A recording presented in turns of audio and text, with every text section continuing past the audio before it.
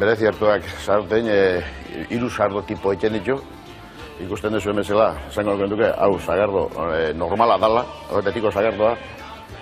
Hau, guain dela 3-4 urte, kade kalida, Euskal Herriko produktuekin indako sagardua.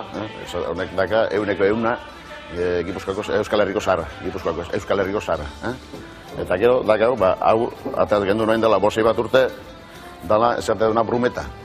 Sagardo honek du, sagarrak, bueno, pixkate berezik itxen dizkin jo, eta orduan, sagardo, beste motateko sagardo etetzen da. Eta gero bedakau, bueno, jende askok ja hartzen du, botella txikila.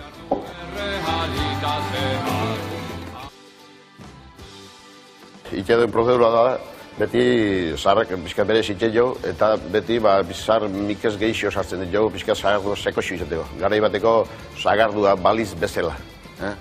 Eta, bueno, dudik ez da hona da, bueno, denotak bezala, urtero produktu diferentik atatzen dira, sagardo naturalien ez da, baina jendiak bastante ondo azetatzen du, eta nahiko ez ondo aigera da nien.